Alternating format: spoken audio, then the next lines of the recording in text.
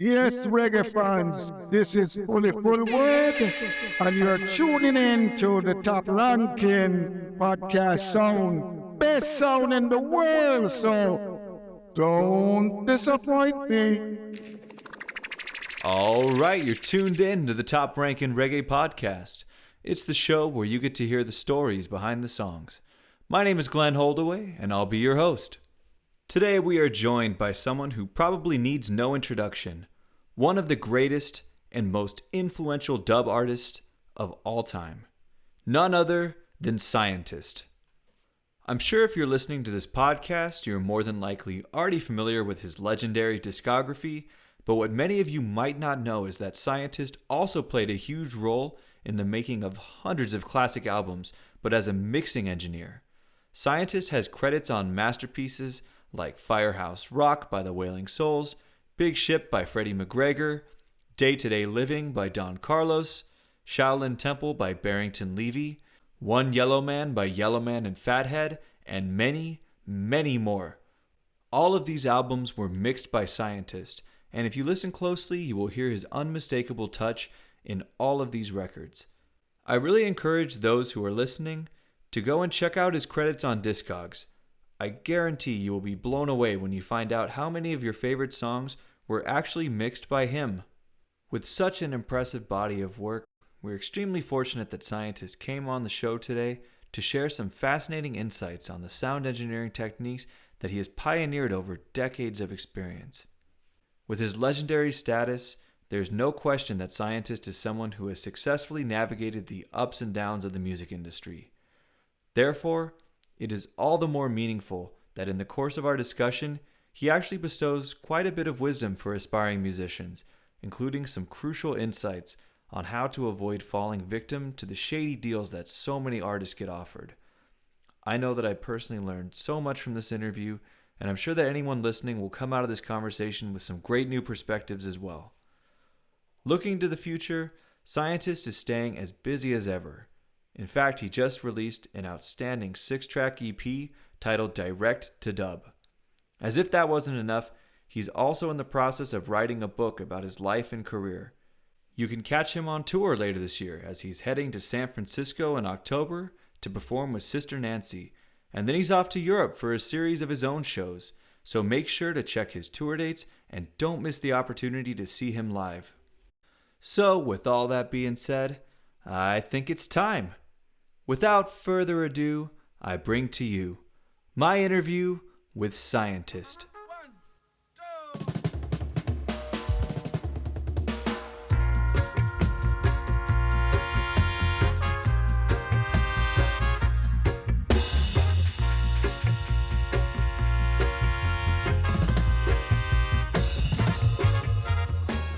All right, everybody.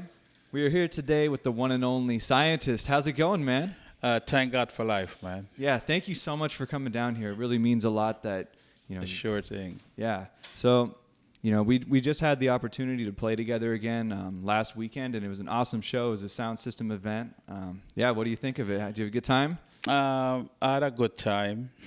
I think you folks were, as far as I can remember, the two ever into a dance hall scene playing live instrument, and it makes me want to do it again. Yeah, man. And take it further. Dude, I would love nothing more than to do that. Yeah. Yeah, and it was we actually had the opportunity to chat for a while backstage. Yes. And that's kind of what inspired us to do this podcast. You were sharing some really, really interesting information with me, and I think that the audience would have a lot to gain and a lot of things to learn from what you were saying. So, yeah, I think it'd be great if we could kind of delve into some of those topics today. Yes. As we were saying backstage, with the invention of the electric guitar, Yeah. Musicians kind of lost the ability to play with a blend, with a dynamic blend. Because the electric guitar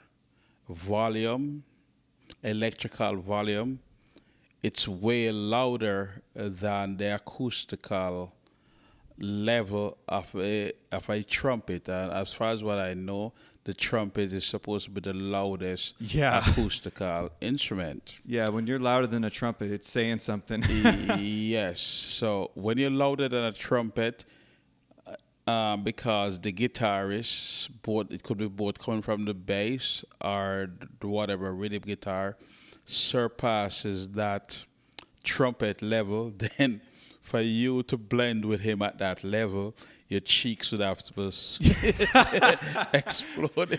Yeah, man. You'd have to you blow a trumpet, you'd have to blow so hard. Oh man, yeah, I've been in that situation before, and it's not a fun experience. Nah, and taking away the guitar amplifier from a guitar player is like taking away the baby off his mommy's breast. Yeah, I've definitely heard some guitar players that are very Adamant. passionate about their sound with the amplifiers, right? That's total nonsense. I know a lot of people is going to push back, but the reason why that is nonsense, right? A guitar amplifier is a very generic amplifiers. For the output stage, most of them have like 2 KT88 or 2 6L6. It have like a phase inverter stage. It have a preamp stage. Very generic. There's nothing special about it. The tone, the bass and treble inside of it is a very generic bass and treble tone control that you'll find inside of your house component system. There's nothing magical about a guitar amplifier. So it doesn't actually alter the sound that much compared to if it were to go direct into the board? If it alters it, it's 0.0001 difference from here to moon. Wow. And then when you weigh the pros and cons of going direct versus going into the amplifier, and people believe it, you put a mic in front of it, well then you created a problem where the microphone that's on stage and now picking up all the ambient noise around it. And that can probably create some feedback or other issues. Not so much feedback, but ambient noise. For example, the guitarist might be playing a high pitch, hype on his high strings, and you might need to EQ to emphasize on that. So what starts to happen now, or I might be playing somewhere in the mid string, low string. So whatever noise or whatever other instrument that is in that range that you're trying to EQ, and now you're going to amplify that noise. Interesting. And you're not going to, instead of getting a clean guitar solo, now you start to pick up all the other interference that comes with it. And I don't know if you notice, when you go and you watch it like some major artists, you will see like the guitarist playing a solo. Yeah. And you're really not hearing the solo. On the post recording, you will hear it during the show, but after the show, when you're playing it back, you won't hear the same value of the guitar, because the guitar amplifier is giving the engineer a false impression as to what the real tone and volume is. So it causes the engineer to make the wrong decision both in level and in EQ adjustment. And is why you've seen it for yourself, and you heard the result from the owner of the club. Yes, yeah. You're talking about D. Piazza's when you came and redid the sound system there? Yes. And I've done it several places, and the results speak for itself. You see, the guitar amplifier industry is $1 billion industry. Yeah. And of course, I just like the tape machine. People, analog is better. Well, all the people was making huge profit out of tape machine. They had to say goodbye to the digital era, because, for example, what you're doing here now with the podcast, just imagine if you was trying to do that back in the days. Oh, man, that would be so expensive with all the tape. I know, by now you'd be probably looking at the tape to see how much more you have. I mean, like, we have 2-minute conversations here. That's all I can afford. Like, that's it. Well, that's the beauty with digital. It makes just about everybody can start something and you get Yeah. real good quality, and you don't have to deal with the technical drawbacks like the constant tape alignment, the wow and flutter, and all the different issues that's associated with tape machines. So you're saying like, because it's so interesting because I've definitely heard like tons of times that so many people are like, tape is warmer and all this kind of stuff. You're saying that's not the case. Here's what I found out that they associate with a warm sound, right? A tape machine, right? You could get a brand new tape machine out the box. The moment you hit tape, it becomes a second generation. That's the first thing, right? You could have a brand new tape machine with azimuth perfectly aligned. As time go by, because of the friction that is rubbing from the tip, from the magnetic tip to the head, is going to cause a wear within the head.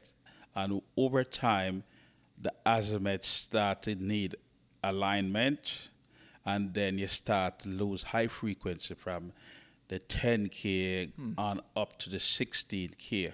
So the longer you use the tape machine, the worse it'll start to sound because it wears down. Is that what you're saying? So yes, because you start losing those frequencies. So that's one problem.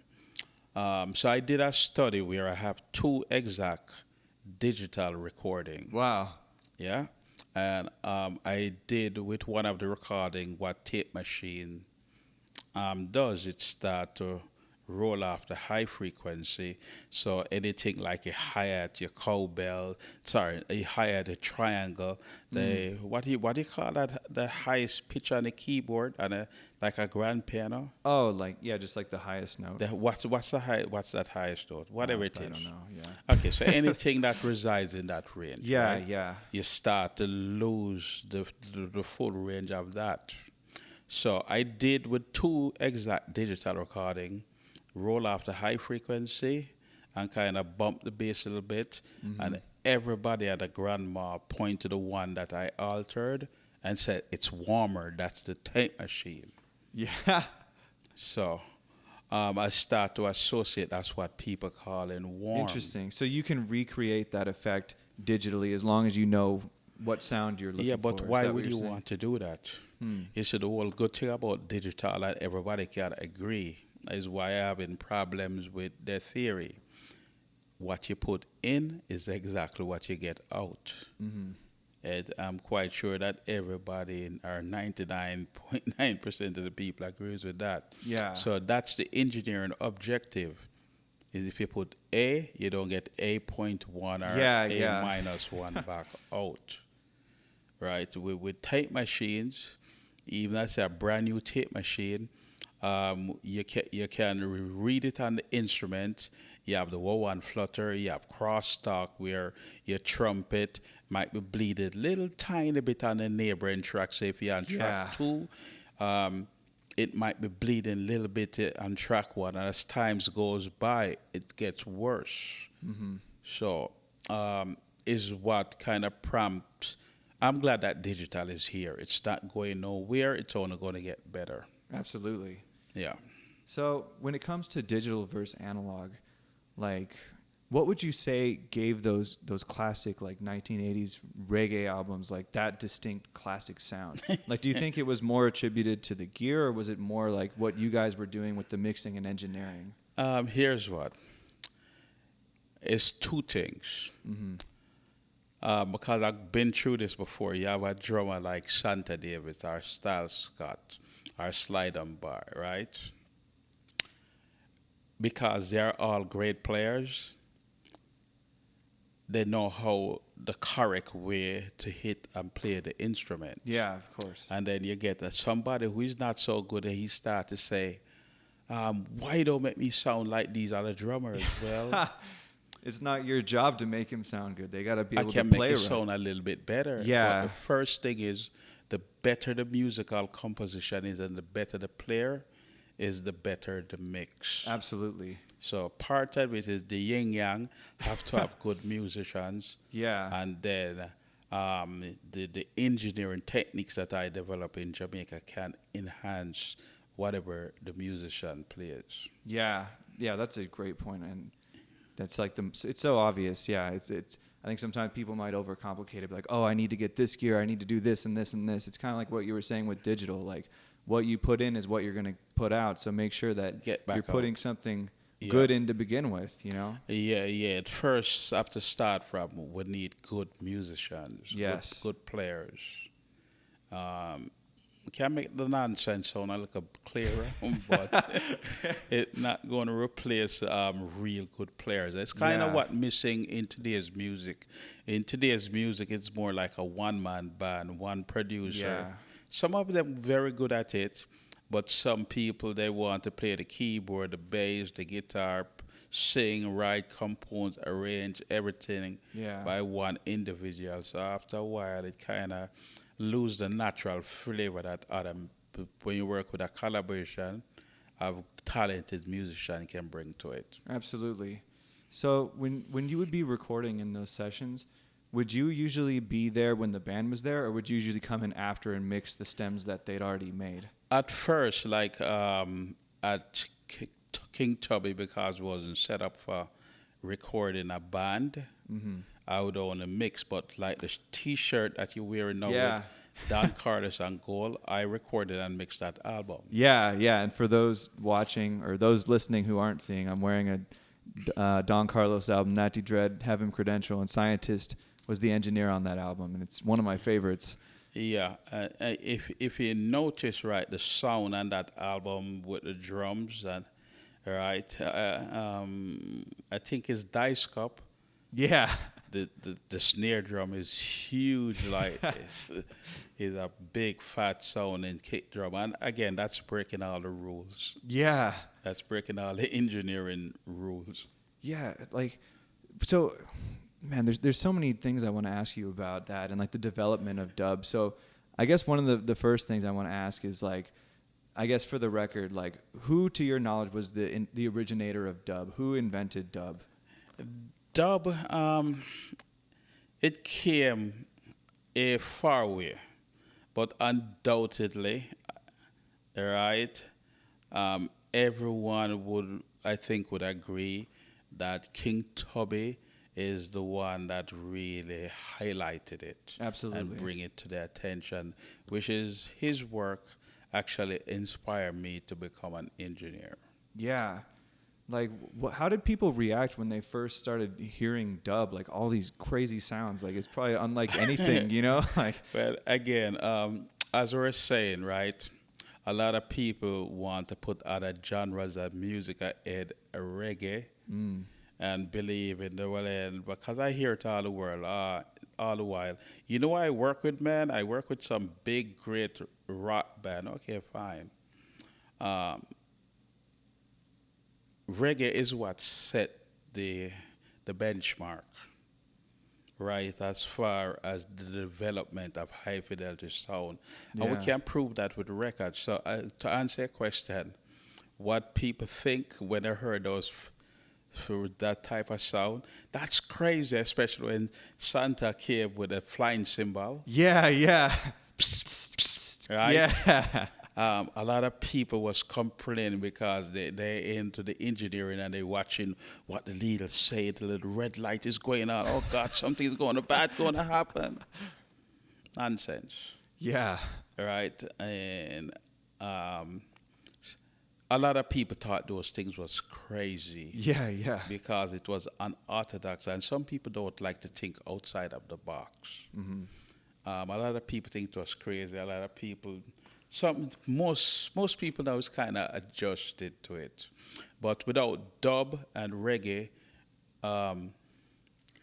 there'd be really no way to test the final product. Because, for example, you're building an amplifier. That is why I can tell any guitarist out there that the amplifier that they're praising is a generic amplifier. The amplifiers that they have 2K88 for the output. What I think, if you're operating them at half the breakdown voltage, I think here from plate to cathode is like 600. So 600 volts. So if you're operating from plate to cathode at 300 volts, I think your maximum out at 50 watts, 100 watts. I don't quite remember. The ones that were building for the dance hall back in time that you're seeing, Yeah. is like 12 KT 88. Talking about the giant speakers, like the sound system speakers. Yeah, those amplifiers were some giant Yeah, amplifier yeah. with 12 KT 88 and huge power and output transformer. You have to have a choke to filter out the ripple from the power supply. Yeah. I take 2 people to lift it up. Crazy, man. It's basically, it's the same circuit, right, that's inside of the guitar amplifiers. The only difference is we have bigger power transformer because we have to supply more current and bigger output transformers, right? But it's basically the same voltage. I think for the phase inverter we're using, I don't quite remember what is 6L, that's 6L6. I don't remember. It was but some bigger pentode tubes was using for the phase inverter stage to drive the KT88 because it required more current to drive the control grid rather than if you just use it 2 KT88, you could use 12 AX7, which is basically in all the guitar amplifier, which is equivalent to a ECC83. Because you're only driving 2 KT88, you did need to have the big phase inverter stage that pull so much current because you're driving out 12. So there's no magical anything about these guitar amplifiers. Wow. Hey, this is Glenn from the future here, and Scientist actually had a quick note that he wanted me to add in about the guitar amplifiers, so I'll go ahead and play that for you guys right now.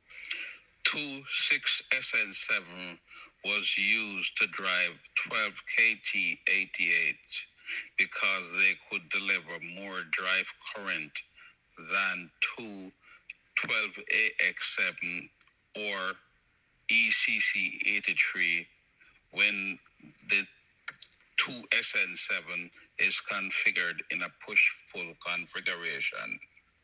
All right, now back to the interview. Yeah. Yeah, I had no idea about any of that. I know, it's like speaking Spanish. Yeah. I've been doing this since I've been 16. Yeah, I actually read that you used to work on TVs and stuff too. You've always kind of been into electronics. Like, how did that start? My father was a technician. Okay. He used to repair TVs, and he would leave his, like parts that he would either get from the TV are going to put in or take out. And as a kid, you just start playing with them. Yeah. And it developed. I'm a self-taught person. I had help from one guy, Errol Cuff, who I just talking to him and telling him, hey, man, so ever since I left Jamaica and fixed a TV, and is there really any money now with this digital TV? Yeah. Because look at the size of that TV, right? Yeah. With few components, and him saying, no, well, yes, we still have jobs coming in, and he telling me, well, you don't really have no more horizontal stage and output stage and flyback transform and all of that. And back in those days, it was 23,000 volts to run the picture tube. Whoa. Did you ever get like electrocuted or anything working on this? Yeah. If you didn't get shocked at least once, you're not a technician. Oh man. I tell you, that idea I was thinking of shocking myself. What? Just to feel it again. Yeah, I think there's something about I should experiment today, give myself like a shock to see. I know it make most people scared. But yeah, working on them big amplifiers there before, with 600 volts power that's supply. crazy, man. I got a 600 volt jet. Oh my before. God, man. Yeah. But that's so interesting because, like you said, you kind of grew up like tinkering with electronics, just like always experimenting, and that really translates into your music and what you ended up doing in the studio, having an open mind and experimenting and creating new things. And like, I think that's really interesting. Did you come from a musical family as well? How did you start getting into music? No, I was the disappointment of the family. You were a disappointment. I didn't turn out to be the white collar, the lawyer, Oh, man. doctor. I they believe when they heard about King Tubby's that I was going to Waterhouse that I was involved with a gang, but I wasn't involved with any gang because Yeah. it had a past. Yeah, and Waterhouse was kind of a dangerous place from what I understand, right? It is still is now much different from when I left it. You ever been there? Not No, yet, no. not yet. But I thank God that here's what I learned going into those neighborhood, right? Because where I used to live in Harborview in Jamaica, I used to walk from out my house and the beach is right in front of me, Wow. right? And so here's what I learned. You have a thing that named mutual respect that you have to give everybody, right? You can't just look at people just because they might be less fortunate than you are, treat them any different. And I Yeah. have seen people who come from uptown's neighborhood in Jamaica. Jamaica have some real classy neighborhoods, you know. Sure, And yeah. they bring that mentality around there. And it results into getting the ass kicked. And as dangerous as round here is, no one ever even look at me the wrong way because one, King Tubby's was there, and I reminded everybody of when King Tubby was, Yeah. growing up. So I became like that kid, but I learned, well, again, to Rastafari and teaching the music, the mutual respect and the respect that you have to give everybody, not because you think you come from a better neighborhood than them. You're not better than them. Absolutely. Yeah, I think that's a really important lesson is just treat everybody with respect and like you kind of get what you give, you know. Yes. Yeah. So so like you said you met King Tubby and you were pretty young at this time when you started engineering. Did you work at Studio One first? Yeah, I worked there Okay. for a bit, but I found out, well, if you want to play for the Lakers, you have to just play for the Lakers. You can't be Yeah. dabbling back and forth. So I choose to work around there at King Tub because I could do electronics and still be an engineer. So I worked there at Studio One recording Freddie McGregor, Johnny Osbourne, Yeah. and, Nice. and those artists. And actually, at the concert, you were kind of describing how they used to record at Studio One. Like, could you describe what a session was like there and how they would record a band? Yes, going back to what we were talking about, right? Where the musicians have their own dynamic blend where they don't overplay or underplay the instrument. Yeah, because everyone would be in the studio at the same time, Same all having time. to play together Yeah, one or two microphones, for the whole band, right? Yeah, one microphone on the drums and might have a different microphone for the rest of musicians. Yeah. But they don't overplay or underplay the instrument, and they had the better discipline. And as a result, when you put those musicians on stage, you can just do one balance and walk away from the console. Yeah. And everything going to remain balanced for the rest of the show because they're not relying on the monitors, which is one more problems that I was talking about with Yeah. monitors have on the stage, right? One of the problems is, well, I only want to hear my keyboard in my monitor and I don't want to hear the horns in my monitor. So what ends up happening, right, is he either going to underplay the keyboard or overplay the keyboard because he's not blending with the rest of the musician. Either going to play the keyboard too hard or too soft. The other problem it's going to end up with is even though it's in milliseconds, right?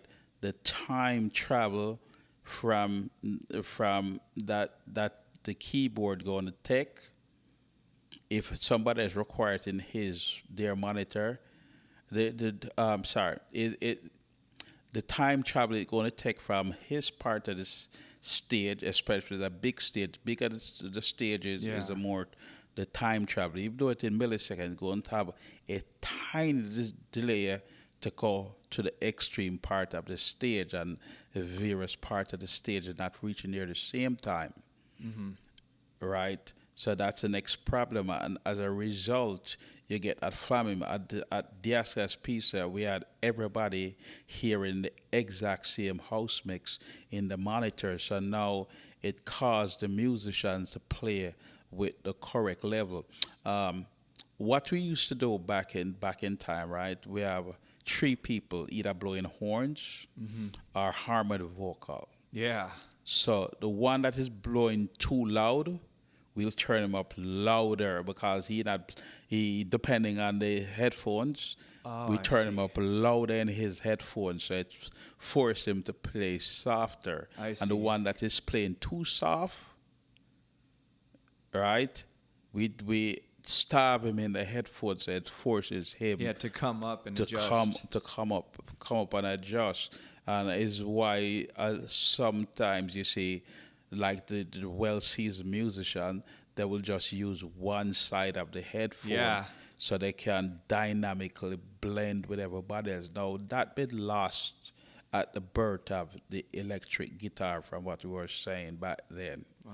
That been lost because it's these guitarists, the way how I recommend doing it, like the guitar player, as hard as he can play, when I balance an amplifier, it should not surpass, like if you're playing trumpet, it should, his electrical volume should not surpass your acoustical volume or the person who is singing. But, see. But they not every they lost that. They lost that ability with the invention of electronic guitar, because now he turned up so loud it passed even the acoustical volume of the drums. Yeah.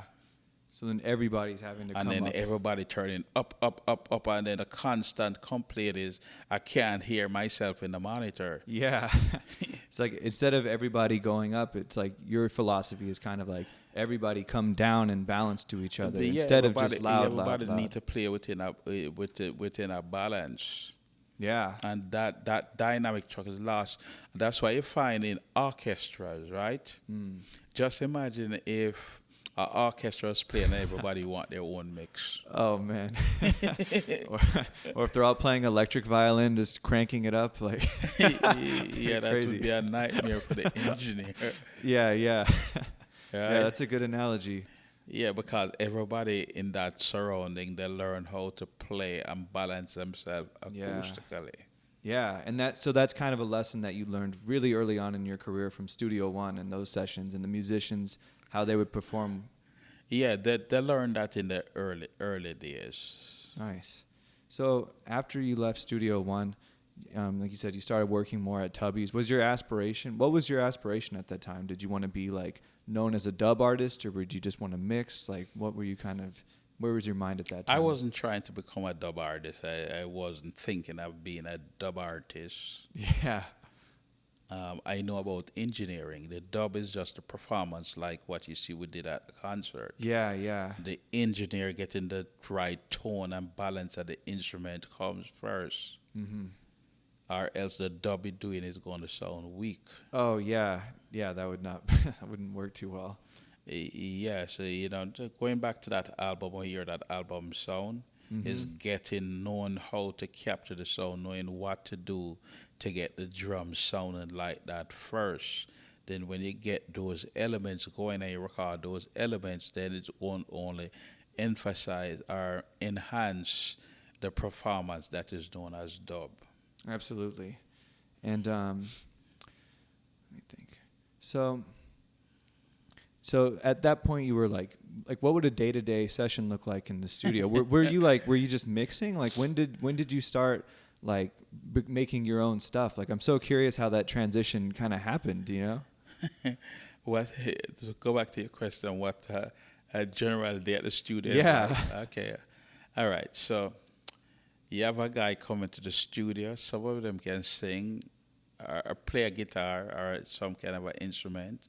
And like, for example, the Roots Radix band. They never seen the guy from before. Yeah. Don't know anything about him. Some of them can play, so you can give the musician a chord progression an idea, and some of them just generic, and they would sing couple lines and then steal with, okay, you call out the cards, Yeah. right? And we have to, sometime I have to record, overdub, and mix in 3 hours. Whoa. Like, so just an artist would come in with basically like maybe some lyrics Some lyrics. and then just boom, like having to Yeah, make well, an entire that's a good side of having talented musicians. Yeah, seriously. Right, they can just. I think back in Motown, that's how it used to be. Wow. What I heard, because the talent of the musician, they didn't really require any rehearsal. For example, at that dance that you perform on, none of those artists rehearsed. Yeah, anything. yeah. They made it up right out on the fly. Yeah. As in 99.9% all the reggae songs is Yeah. made up there right on the fly. That's so crazy, man. It's so interesting how like something like that can just be solidified for eternity. It's just a classic, and you wouldn't even know that it was like this masterpiece was just made It was on the made fly, right you know. there, including going back to Bob Marley. They rehearsed for shows. I see. Yeah. Yeah, but no rehearsal for going inside the studio. They made up right there on the spot. So Wow. A typical day, all right, would record and mix about four bands, right? Some people probably like Jimmy Cliff will come in and we were doing an album, and the album is recorded in one day. The whole thing. The whole thing. Yeah, we Dang. might take a next day to overdub. Yeah. Yeah. Like horn part, because we don't do horns when we recording, but like the basic tracks, like drum, bass, keyboard, guitar, percussions, we record that the same day. Wow. Then to get rid of the interference with the bleed, then we record the horns a separate day.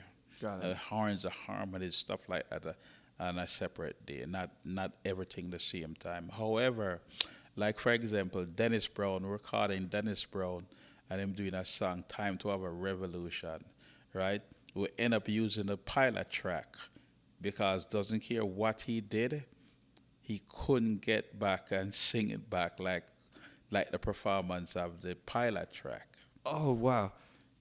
That you're talking about the ones like, "Are you ready to stand up and fight?" Yeah. That song. Dang. Yeah, it was a pilot track that made it on the record. Really? Yeah, it was the real soak and call, okay?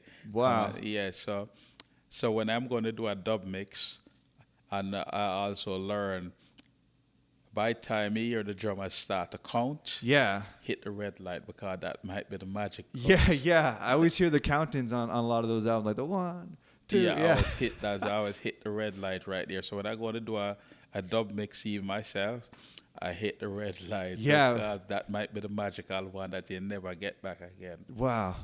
Yeah, man. Do you have any like I loved that story about Revolution. Do you have any other stories about like maybe certain songs or albums that were just like either like a lot of fun or just like really interesting, like something interesting happened? It was just a job to do back in those time. Yeah.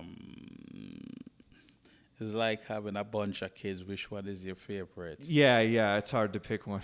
yeah, it was just a job. This guy come, you have to give it your best. Just like if you have a guy that was paying lots of money. Because sometimes, a lot of times, the credits value more than the money that you'd get for a session fee. Yeah, absolutely. Yeah. One of the things that I want to highlight, right, that a lot of musicians miss out on, music is not a hobby. It's a business. Yeah. All right. And a lot of musicians, especially in Jamaica, they didn't understand the business side to it, to the music. They believe in that when they get paid and, to come up with a music, they believed back in those times that was it. But you have a thing named publishing, Yeah. and you're performing right, and the writers share A lot of musicians, it's getting ready to happen right now. Yeah. Again, as we speaking, some young kid doesn't understand the business, Yeah. right? Getting ready because he want the glamour of being and performing, is getting ready to sign away all his rights because he doesn't understand that it's a business. So what I do if any young person never recorded doesn't know the business, I always encourage them to go learn the business side, and then when you think you understand the business side, then you come back to me because Yeah. I think Congress needs to fix this problem with musicians because going back even before our time, from what I get to find out, a lot of talented artists and musicians from back in the before the 50s, they didn't get paid, and Yeah. some of them struggling financially Yeah. because the business part wasn't set up properly for they didn't understand the business, they didn't know it was a business. I was watching a documentary that's saying a lot of blues artists used to get paid for in alcohol drinks. For their recordings? No, they would go to play at a concert Oh, yeah. or a club, and they would get served drinks. Oh, it's still kind of like that sometimes. Yeah. It need to get shit fixed. And Spotify, I think now is into a lawsuit. I don't know if you hear about it. Where No. they're finding. I just learned that this morning, where they, they not paying the right share. Wow. Because even as it is, you have people with billions of streams, and they making probably under $100, while the corporate greed Yeah. is just an ex cooperation with them and their attorneys. Oh, he signed it. Yeah. Yeah. I think the courts should have enough discretion to override someone's signature based on that. They wasn't fully aware they were signed under duress, and a whole bunch of things that court should have that authority to say, well, no, this is unfair. And I don't, some of these lawyers, right, they know that the client is guilty, Yeah. right? Like, for example, Max Roma taking Universal. Yeah, I heard about that. Was pretty recent, right? Yeah, Yeah. Max Roma taking Universal to court. Okay, so the first thing, the lawyer, Universal lawyer, you have a contract? No. Okay, the lawyer should go and say, look here, settle the case. Let's work out something that's fair for both of you and settle the case. But what the lawyer will do, the lawyer will go and put on this big dance in front of the judge, drag out the case, run, and hoping that Max Romeo's side will run out of money. Yeah. And then we win, all at the help of a scumbag lawyer. I see. Right. A lawyer is supposed to be an officer of the court, right, that seek justice for his client and the person who's bringing the lawsuit. Yeah. Right. That the client, look here, you're wrong. Just let's settle the case. You have no contract with him. You're in violation. But no. The lawyer will go in front of the judge and put up this big dance in front of the judge where they come out with their impressive $1,000 suits. Yeah. And same thing. Sometimes the police catch a criminal. Right? You have him on tape. We have him. And instead of the lawyer, just say, look here, man, plead guilty and let's see if we can, what the judge can do for you. The lawyer will put up a big fight to make it look like the police did something wrong. When it's a criminal, the police held a criminal. But because the police did one little tiny thing wrong, right, then they put back a criminal on the street to go harm more people. Oh, I see. And it looks better for the lawyers since they won. Yeah, it's just about winning. Yeah. Winning. I won. That's what the lawsuits, it's bad, especially in the music industry, when you have to go against giants like Universal and those people. Yeah. Especially when their strategy is basically to drag it out so long that you can't afford it anymore. Yeah, well, You the know, that's court's kind of playing supposed dirty. it's worked out to be equal rights and justice for those who have money that can fight it. Yeah, right. And then when Yeah. you look at the amount of time a corporation goes in front of the court versus the individual, David and Goliath, then 99 point Yeah. majority of the time is the corporation coming out the winner. Yeah, regardless of whether they're guilty or not, because they know how to play the game. We've seen this too many times. Yeah. Yeah, I think that's really solid advice. And like you said, a lot of the times back in the day, musicians were so eager to get into the studio and get famous and get on the radio that they wouldn't concern themselves with the business end of things. They didn't Yeah. understand the business. If you listen to all of these artists, it's the same cry. And how much of these people who don't really know each other have the same story? Yeah. Could be just manufacturing this thing. It's been going on for a long time. It happened with Whitney Houston before she died. Wow. It happened. It's just a repeated trend, because what happened now is the record companies become corporatized, and the corporate greed chipping and having these artists, young artists, signing away their rights. And like one record company was trying to get me to sign a contract, and the contract basically says that if I do you wrong, the record company do me wrong, I agree not to sue them. If they breach a contract, I can't sue them. What the heck? So what's the point of the contract? Right. That mean they have an intention. Yeah. If they didn't have an intention. Yeah. Yeah, but they a lot of artists, I can see it happening right now as we speak. They go to Jamaica, right?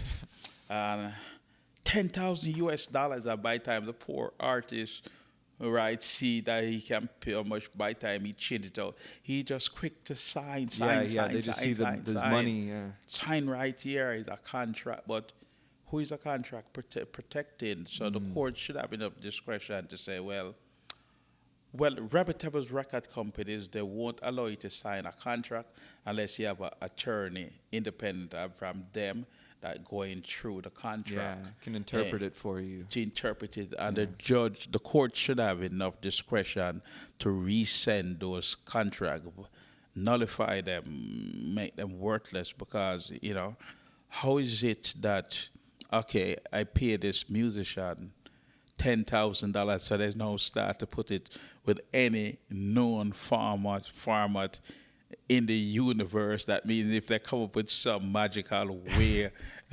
have no transmitting music like to your telepathy brain and stuff. you start seeing notes. Well, then this is it. No more money for you, and we can sell it on the moon. If people start living on the moon, well, come on, and these lawyers now them pride themselves. I'm a good lawyer. I'm a greedy creep that got the most for my client. What? Yeah. And that's what lawyers turn out to be now. Yeah. That needs to change in the industry. Like Spotify, the only thing Spotify is relying on, they sign. But Spotify, okay, so what? You made from this guy, poor musician stream, you made $10,000. How much you think you want to pay him? $10? Yeah. And then it's crazy if you said like this morning you saw, because I think the number is like 0.00, like 2 of a penny, and they're not even paying that. It's and they're not even paying that, but their lawyer now do write up that contract because I'm a good. That's now the mark of a good lawyer. Yeah. He signed it here, and look here, and look. Okay, so we need a court to say, look here, this was an unfair contract. You make $10,000 and he make only $1. Yeah, that's crazy. That's not even close. If it was 50-50, then the judge probably should enforce the contract or something 45. But look at the ratio. Yeah. 10 to 1. Yeah. And the lawyer just go in the court and say he signed. Well, the guy probably was drunk when he was signing it. He probably didn't understand. But who in the world is going to sign a contract that says Yeah. you get 1 penny So- and I get $1,000? It doesn't say that in plain words, but that's what it means. So how did you avoid that during your career? Like how it seemed like you had more knowledge of the music business side of things than the average musician. How did you learn these things and avoid these Because I pitfalls? had was to fight my own battles. Again, America is nothing is perfect, but I'm glad I moved to America because since living in America, I got the privilege of learning these things, and thank God for the internet also, because growing up in Jamaica back in those times when they didn't have the internet, right? A lot of musicians they did not know, but because of the internet, right, things can information get transmitted easily. Yeah, absolutely. Yeah, and it's a big problem that the Congress needs to fix. It seriously needs fixing, where all these musicians could not be lying against all of these major corporation that is ripping off. Well, we even see it outside the corporate world. A greedy CEO, Yeah. right? He wants to take a helicopter to travel 2 city blocks. And if he take a $200,000 from his pay, he wouldn't even miss it. No. Right? And they refuse to pay their workers. Yeah. You know, having people working just with the bare minimum wage, and I tell you, some people really do have a conscience. Yeah, man. And so what's interesting to me is, so you moved to America in 1985, I believe is what I saw. Yes. So you weren't aware of, and most of the like these classic albums that you were working on in Jamaica prior to that point, like were you able to get any royalties in publishing from these albums? Because I learn my rights. Okay. Right. I release everything back for myself. Good. Yeah. Yes, and I've been encouraging a lot of musicians to do the same thing because there is no contract. These people exploited you. But like you have a lot of legendary artists that get ready to die, Papa. Like it happened to just about every one of them that you probably play with. Yeah. From the Colonel Campbell to the Johnny Clark to this one to the Roland Alfonso. Yeah. And it's sad because these musicians are legends. People idolize these people, and then you find out that like they're basically living in poverty, like they're struggling, and they're world-class musicians who played on hit albums. And of course. Yeah, it's like what should they do in this situation? You know, what can they do? Well, the first thing is, right, which is kind of what's lacking in the reggae community, is the unity to speak as one voice. Right? I've been teaching a bunch of them about it. Like you need to register the songs. Yeah. With the different performing rights society. Like ASCAP or BMI and stuff like that. BMI, join one of those. Whenever you play on a session, and the producer didn't tell you what to play, if it's 5 of you, was in the studio, then if it's $1 coming, then that dollar get distributed evenly amongst the 5 people who have their own creative input in it. It's not just I made $200 on this session, or how much, and then it's these producers, because of bad learned behavior, they go and they register everything 100% to themselves. Do you think that's intentional by the producer, or do you think that they also aren't aware of how it's supposed to work? A lot of them, they believe it's like, oh yes, I went to Macy's and I paid for this shirt, and it's mine, it's my shirt, because I had was to fight that battle. What do you mean? I paid for it? Yes, you own the tape, but it's like the person said, again, I think it's stupid. You're selling somebody land, A house, you say, hey, yeah, you own the house, but you don't own the land. Okay, you can't take up Yeah, the that's land and interesting. move with it. Yeah. I never see such. That's a funny way to put it. Yeah. Yeah, so yeah, you own the tape and you Yeah. own that recording, but the musical composition, the people who create it, Yeah. they're free to go do whatever they want to. You don't own that. For example, Fully and Taxi. Yeah. Yep. Yeah, that famous rhythm. Right? That's a famous rhythm. So I taught them this that they should be collecting every time, and a lot of musicians don't know this. Like every time, entire you go to play like in somewhere in the UK, in like in Germany, right? You have to fill out a set list sheet of the songs you're going to play because there's also money from your performing or Really? for just playing in the nightclub. So That's to a- perform live, yes, you have to pay a royalty on if it's not the your the song. club have to pay the royalty. So Wow. what the clubs, the reputable promoters do, you have to give them the set list where I'm going to perform all these songs. Wow. Then they register that, and that is extra income for the musician that That's is amazing. performing rights people. That again, but again, they need to have some educational school Yeah. that teach these things, especially young upcoming musicians. They say it's a tight kept secret for the greedy because of what we caught some of them doing because they know these tricks. They have the artist sign, you turn over everything to me, Oh, I see. and here's your whatever little money. Go ahead, goodbye. Yeah, so you're basically selling your intellectual property to them. To them and not knowing it, and is why we need the courts I see. to have enough discretion to say, well, no, Yeah. right, and to punish these lawyers who are coming up with these crooked contracts,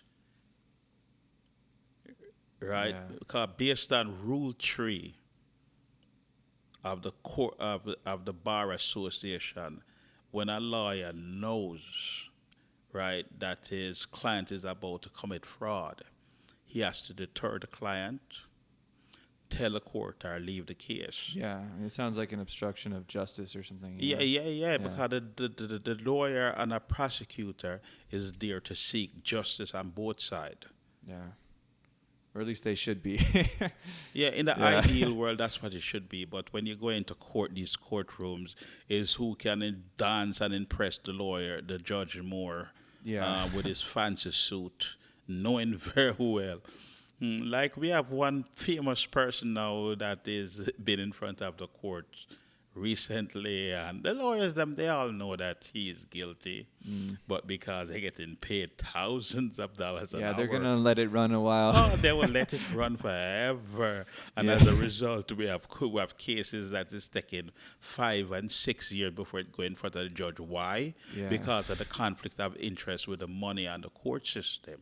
Yeah. The more you drag it out, is the more money the lawyer get to extort out there. Oh yeah, we can. The lawyer knows that sometimes you don't have no case. Oh yes, we need a retainer of $10,000. Yeah. Yeah, man. That's how the things go sometimes. But, you know, I'm glad that you brought up a lot of those things, how at least you were able to go back and get some justice and get some back end for the incredible body of work that you have. And hopefully some other musicians can do the same thing, because that's one of the biggest, it's just one of the biggest tragedies in reggae music, I think, is that so many talented musicians and artists, they leave behind this incredible body of work, but they don't have anything for themselves, you know? Yes, is a repeated thing where it's almost heartbreaking to see these guys. Like for example, can't call it Junior Biles, right? Hit Yeah. song, and what the guy and I fought the Jamaican government for doing this, for letting this happen. The guy is a homeless guy sleeping into a trash dump. Oh, man. Right. The Jamaican government, because these are the people who put Jamaica on the map. Yeah, absolutely. right? At least America here, they give them some highlight. But I've even learned that you have a bunch of talented Jamaican American musician and artists is the same thing, the same bad treatment because they signed when they were a teenager and never understand what they're signing. The greedy have to blame the lawyer. This we have to blame the lawyer because the lawyer should be saying, look, your client. Yeah. I understand the guy signed it, but you made what, $1 million, and the guy made 10 less than $1,000.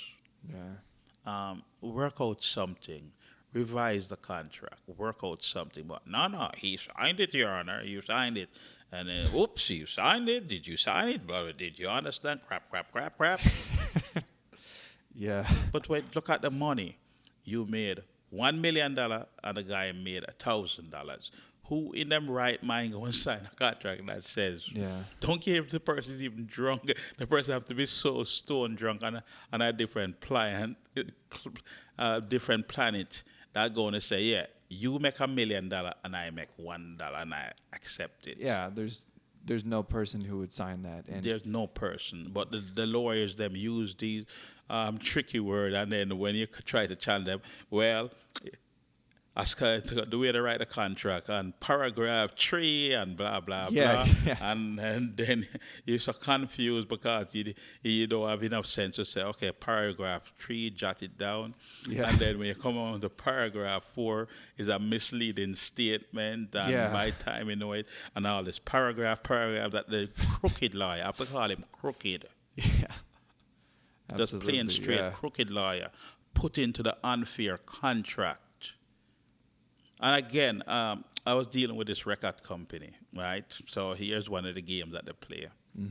Okay, so you have to have a lawyer sign it, right? So all the safeguards that I put in that they can't get around me, right? They write a completely brand new contract. So now if I couldn't read a contract for myself, each time I would have to go pay a lawyer now to revise it. So a lot of artists in Jamaica, they're so glad for the break and the opportunity. Yeah.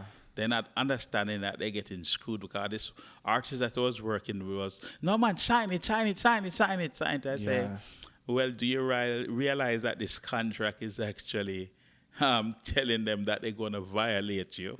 Yeah. And you can't sue them. Yeah. They just want to get that quick money. Yep.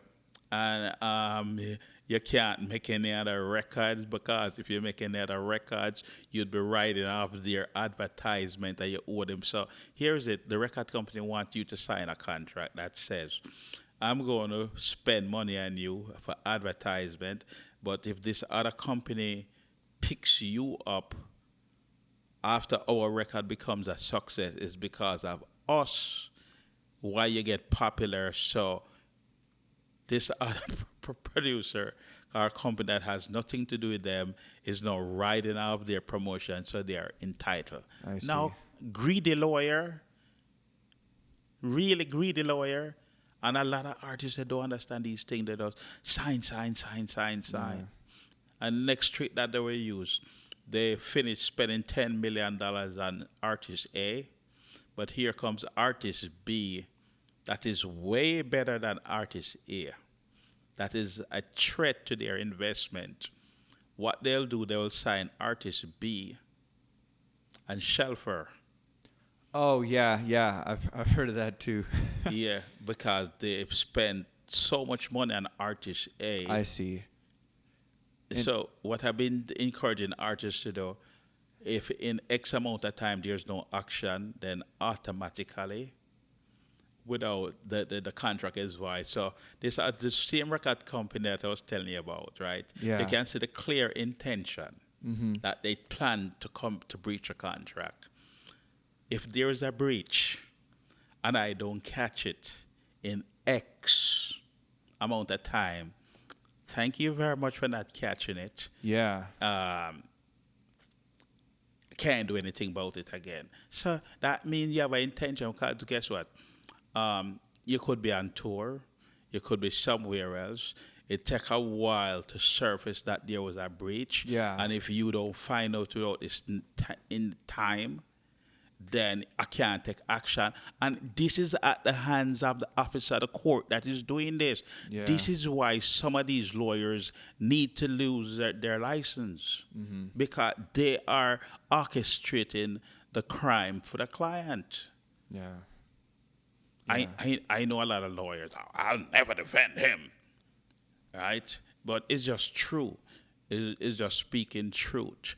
A lot of these corporations and wealthy people would not be getting off the hook if it wasn't for them and the greedy scumbag lawyers. This is just true. Of course.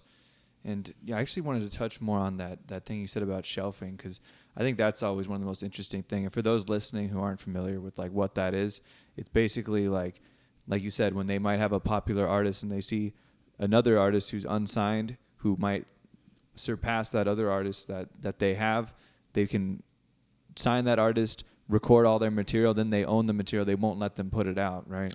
Yeah, and they tell them that you can't sign with any other record company. Yeah. They stop you from signing with any record company, because if you go and sign with a record company that's have the same muscle, then you'd be in direct competition with the artist that they finish spending all this money with. Yeah. On. And as a result, they rather shelf you. They just block them off, basically, so they can't do anything. They can't put out music. They can't go somewhere else. They can't go nowhere else. Yeah. And again, this is at the hands of the lawyer constructing a contract that way. Yeah. Yeah. Right? This is not the record company. And if even the record company told the lawyer to do that, the lawyer, based on the rules of the bar, supposed to say, no, I'm not doing that. Yeah, because they would see it's corrupt. Yeah, there's corruption. Yeah. It's unethical. Yeah. So when you started to become aware of this, is that why you left Jamaica and stopped the studios there? Like, what caused you to leave and come to America? When I was living in Jamaica, right, I was surrounded by the good, bad, and the ugly. Yeah. You going to be my friend, whether you like it, yes or no. Right? And I would have people that show up to my house with their hands out, and my son need this, and I need a shoes, I need a this, and lady, when did I become the baby father? Oh, man. Yeah. Yeah. And some of them really need it, and I can help, and I help. But the problem is, once you help, everybody, then everybody, over there, this is where the honey is, the money is given away, and everybody coming. And then the music scene there, like what you see going on. And again, when you become an artist and an influential person, you have a moral responsibility that you don't corrupt people. And part of the reason why Jamaica is having some of the violence and all the senseless killing, murders, I blame some of these artists. Wow. Because what's coming out their mouth is influencing people the wrong way. You mean like the slackness and stuff? The dancehall business, kill this, shoot out brains, blah, blah, blah, blah. Back in time, you had a radar program that used to come on. I think B.B. Seaton was on that panel. If your record was not right, they would boo it right there. Really? Yep, on the air, and say, nope, this is not good, send it back. Wow. So I think they probably need something like that in Jamaica to come back where, you can't make the public hear this. Yeah. But again, it would be discriminating and you're fighting against. Yeah. That used to happen one time in Jamaica. Well, nope, the singing not right. I agree that it should be done in private, like that kind of a thing. Yeah. But for some of these violent things, not playing that on the air. Yeah, that makes sense because I work with some artists. For the first time I heard them sing, you tried not to laugh. You try your best, and I would take a bathroom break and go in the bathroom. Just get it out. But guess what? That artist become a huge success. Oh man. Because you see, two things can happen. The person, as you know, state right, do having a confidence, Yeah. and that's why I encourage them. So that program they had in Jamaica back then, it was very disencouraging. It should be something done in private and then show them what they're not doing right. I see. To like give them some feedback and make it more Feedback, constructive. Yeah. Rather than embarrassing them publicly. And Oh, so they would do on the it like ear, on the yeah, Oh there was man. on the ear, and I think Oh my BBC god, that was would be one like of them. soul crushing. Yeah, I can't imagine that. Get my song on BBC there. was one of them. I said, nope. Well, no, he's off key here. Blah blah blah. So they would like pick it apart and they would yes, be like, on the ear. "Oh my god, man!" Yeah, and I've seen like one time, right? This guy came from America to ask me to mix a song, but I got way more developed. Yeah. And the sound that he wanted in the song, the only thing I remember about the song, he was saying, 1960, rule the world. Rah. That's the only thing. Nice. And when I could get a better sound and everything, he said, no, that's not what I want. And he wanted something that the drums sound flat like hitting a cardboard. He said, yes, that's the You're like, "Oh man." Yeah, so music is a very subjective thing. Yeah, of course. It is very subjective, but it also have a limit where artists making songs, and the same problem we have here in America with hip hop. Or what do you mean? Like the mixing? Well, of it? the gangster rap. Oh, in terms of like the topics of the songs. Yeah, and stuff like that. Okay. motivating. Yeah. Because some people, them have weak minds, them can't think for themselves. And you find the media, all right, to the amount of violence that these kids see on TV, it desensitizes them. Yeah. Right, so Hollywood and the media and the artists, they have a moral responsibility. And they should do this study in prison too. Go to the prison system and find out what type of music you've been listening to. Yeah, it'd be interesting to see the connection, because that's always the debate. You know, sometimes people will say that, you know, like there's no relationship with that. It's just entertainment. Yeah, Other people think it's like a lot of influence. You know, so it's hard to know. It is because those who listening to a certain type of music, and there's certain people who are not all, right? Because just make that, and I'd say that every single person that listen to this is going to be like that. Yeah, of course. Yeah. Right, but the most likely behavior is coming from the people who act, dress, and listen to certain type of music. That's interesting. That's really interesting. And watch certain shows. Yep.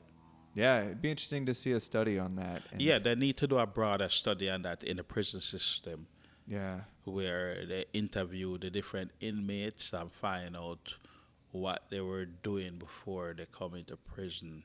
Do you think it's like, I wonder how much of it is like, maybe they're interested in content like that because of like how they are, rather than like the content influencing them to be that way. It you is. know? I'll give you an next example. Right, you know the Godfather movie. Yeah. It's actually a crime manual. Or it's what? It's a crime manual Oh yeah. because the Dons them in Jamaica, right? You see they orchestrating. Oh, they would study the book. Yeah, you see they orchestrating. They're in prison. Yeah. And the same problem America had back in the 70s. Yeah. Back in New York. It's pretty much the same thing in Jamaica with some of these dons. Wow. And they're in prison orchestrating people murder. Wow, that's so funny, man. It sounds hard to believe, but where did I first see this and learn about it? I first learned about it by Godfather movie and the documentary that came out with the FBI, and when with the struggle they had was to go through to clamp down on the mob back in the 70s in New York. Wow. Yeah, you had people in the mob that was there in prison, locked up there, and Yeah, still like running things from prison. Still running things. They even had this case in New York where the FBI set up a junkyard. and this mobster, I want to be, and FBI just played a game. Yeah, yeah. And they wanted us to bring these stolen card here, but the whole time they didn't really realize it was a sting. Yeah. Oh man. Yeah, so the media on certain movie is crime manuals. I Yeah. come to that solid conclusion. It's funny you say that with The Godfather too, because now that I think about it, so much like dance hall imagery is like kind of like that mafia look, you know? Yeah, Yeah. it is. It is straight up. I was just listening to this podcast, Jamaica Young Police, right, where they're naming certain individuals, right, that staying in prison and orchestrating murders. Wow. This is true. Yeah. Right, this is true. It's happening more than one time. So yes, conclusion is some of these artists corrupting people's mind. Some of these movies, criminals sit and watch it and learn how to evade the police. Wow. Yeah, because they're now seeing how the police catch them and what to do and what not to do. Yeah, like maybe they weren't even aware that people would do like wires and stuff like that, you know? Yeah. Yeah, that's interesting, man. So basically, like you're saying that when, you know, at a certain time in Jamaica, you're having people like come to your house all the time, like ask you for favors. Things were kind of starting to get like maybe more dangerous, and that's what caused you to leave? 1980 election was, I don't know if you hear about General Echo. You remember that artist? I played this song. Yeah. So I probably did his, I think I did his last recording. He left the studio. It was a 1980 election. Thank God I didn't end up in that vehicle with them. But from what I heard, right, back in those times, police see you with a gun, they're sending you straight to the departure lounge. Yeah. Right, and from what I heard, John had a licensed firearm, but the police didn't investigate it. They just turned on the typewriter and sprayed the whole car with bullets. Yeah. Wow. So when I start to see more and more of that scene, and then I see that I was working when they murdered Peter Touch. Wow. So I started, okay, all right, that means the sky's the limit. Yeah, it's like the most famous artist Yeah, happening to they them. shot Bob yeah. Marley. Yeah. Oh man. And then the type of unwanted people that come to the studio watching you move, knowing your clock. Yeah. And then I pointed out to Tubbies before they murder you can't be like a clock. You show up to everybody know you're coming 1, 2, 3. Here comes Tubbies at the studio. You can't be like that. Yeah. And then they eventually murder them. Oh wow. Yeah, so when I start to see that scene, well, thank God for America because, I can come to California here and get lost. Yeah, yeah. And nobody bothers me. Yeah. Did you come to California right away? No, I was living in Washington, D.C. first. Oh. Why'd you go there? Well, my parents live on the East Coast. Oh, really? My mother. Yeah, I was supposed to come to America when I was 5 years old, but I didn't want to leave my grandmother. Oh, So so I you were raised by your grandparents? Yeah, well, if I had come to America when I was 5 years old with my sisters and all of them, then I wouldn't get to learn and create what I created. Yeah. I don't know what I would be. I would probably some other kind of engineer working on some other Yeah. kind of music. Wow. But I got fed up with this thing. So one day, when I saw what was going, I was working at Tough Gang. Yeah, yeah. And the good, the bad, and the ugly followed me up by Bob up at Hope Road. And it was like the neighbors, wow, we never seen all these strange people coming up here. Yeah, because it was like in a pretty fancy part Yeah, of it was town, in right? the upper by the governor's house, upscale Yeah. neighborhood, but all the type of people used to come to China One. they want that type of a mix now, so they all start coming to Tough Gang as I said neighbors, them looking and they looking because they didn't see them kind of a Rasta and them kind of people up here now. And I heard little whispers out the studio, the neighborhood. That it becomes that studio. It becomes so popular because only certain type of people. Everybody would record at Channel One and mix at Tubby's. Yeah. And now that became the spot because after 5 o'clock, Sly and a whole bunch of musicians, you're not catching them on Maxwell Avenue after 5 o'clock. Yeah. So up there becomes a new thing. So Wow. I could feel certain vibes coming. Yeah. So one day I decided, you know what? America, here I come. And I came to America just like this. Yeah. With all of my passport Yeah. and what I have on. Wow. And pretty much I was to scrap everything and start all over again. Oh man, that must have been like kind of crazy. What did you do when you got here? Learn how not to get into trouble. That's a good first step. Yeah. Learn how not to get attracted get into trouble and make it becomes a target of the police. Yeah. Yeah. It was tempting. I lived in New York a little bit Oh wow. when I first recorded Shaggy. Oh wow.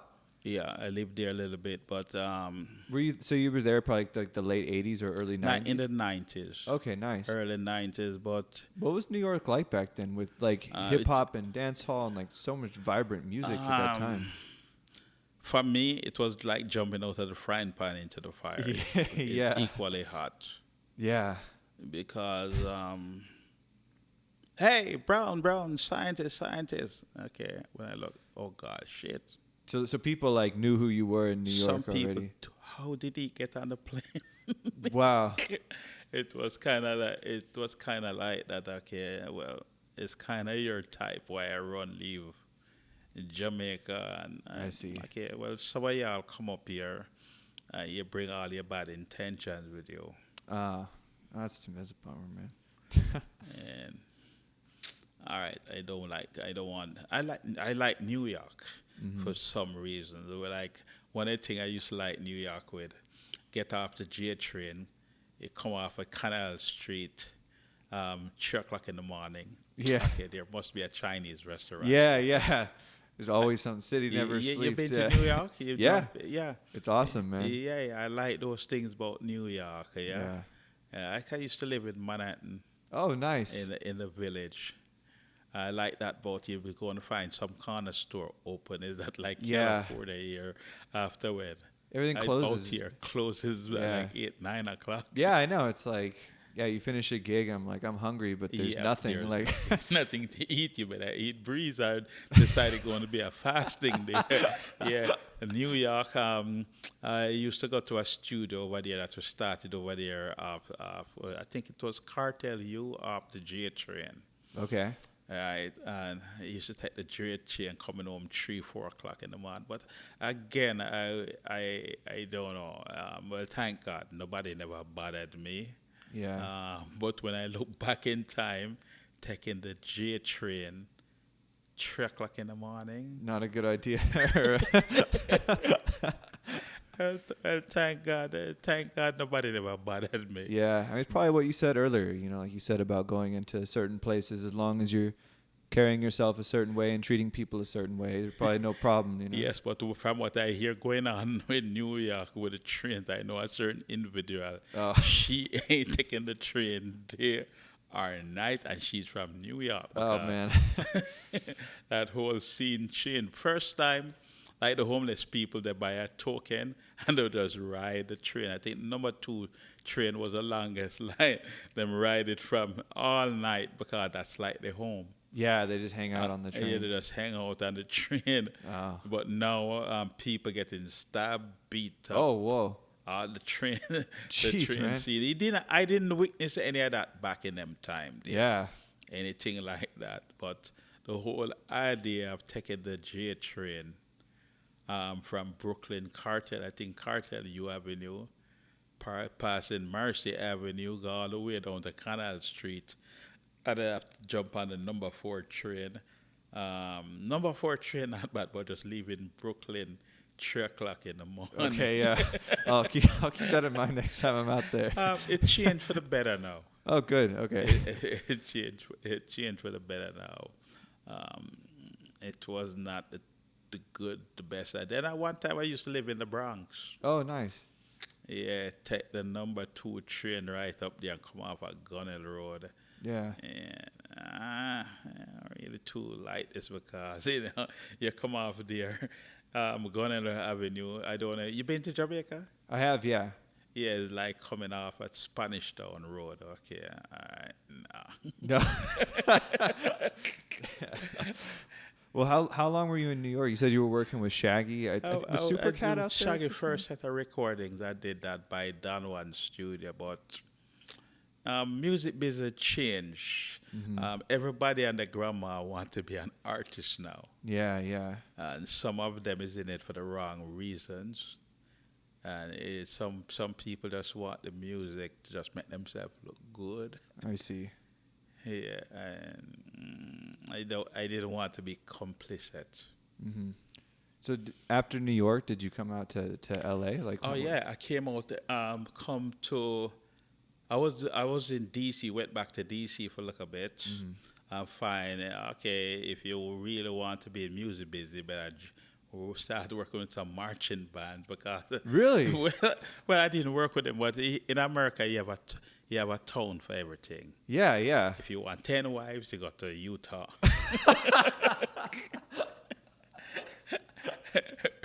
Right? If you want to become a politician, you go to Washington D.C. Yeah, and so forth. So I didn't want to be in a marching band or a marching band. Okay? The music scene there was dead. So yeah, California and New York. Yeah. So those I came out here to the one show with Shiny that me and Shiny was on tour. Oh, cool. Yeah. So was supposed to go back, but just a couple of days. So one day turned into 2 days, and then when I come to California first, wow, yes, I remember now a mountain. Cause back in Jamaica, you had mountains. Yeah. Yeah. But back in the East Coast, everything was flat. Yeah, and just skyscrapers and stuff too. In New York. Mountains, yes, I remember what that looked like. I think I went to a place up there in the Bay Area, Santa Rosa. Oh, wow. Went to a studio on the farm. Oh, wow, yes, I remember what a rooster crows like. Got a guy had a farm, and the roosters would crow. So yeah. That start ringing a bell now because he moved to Washington, D.C., and you forget all of those things. Because in Jamaica, you're waking up at morning time, you have the guinea chicks, you have the roosters crowing. So that one day, that 1 week, could 2 weeks, could 3 weeks. Wow. And then, so it was like Northern California. Yeah, I was up there for a little bit. I don't know if you remember Fazel Pendergrass, guitarist before he passed. No, I don't know if I do. Yeah, he used to play with high time players. Oh, okay. Yeah. I met him. And California have a nice vibes to it. Yeah. And remind me a lot. It's good. It's good. The only thing with California, California politicians has a spending problem. Yeah. Where the greedy landlord system wants to be billionaires off renting apartments the size of a SUV. Yeah, the rent is crazy here, man. It's crazy, and then these houses, it doesn't value the money that it value what plywood. Yeah, 2x4 valuing millions of dollars. Yep. And when you go to other parts of the country, that same size house value sometime half of that. Oh, and yeah. they want to give you the excuse. Well, it's the weather. What, God, weather costs more money? It's the atmosphere. Yeah, man. Hey, come on, California. And then again, I don't know what's going on in whichever politicians try. Look at all the companies that live in California. I think Tesla moved. And now I hear they start shooting movies in Texas. Oh, really? So the film industry is the film industry. Wow. Because of the taxation, because the spending problem is not in check. right? So that's what causing Cal is a good place. Yeah. But it need better management. It need a fair system where I was talking to one school teacher earlier this week. She just living from paycheck to paycheck Yeah. just to pay this ridiculous rent. Yeah. And that's like, she's a teacher. That's her career, you know? Like, what Yeah, is she these are the supposed to people do, you who know? is going to educate the next generation. And if they are stressed out and living paycheck to paycheck, and a bunch of other people, the mom and pop, the backbone of Yeah. the country is living paycheck to paycheck.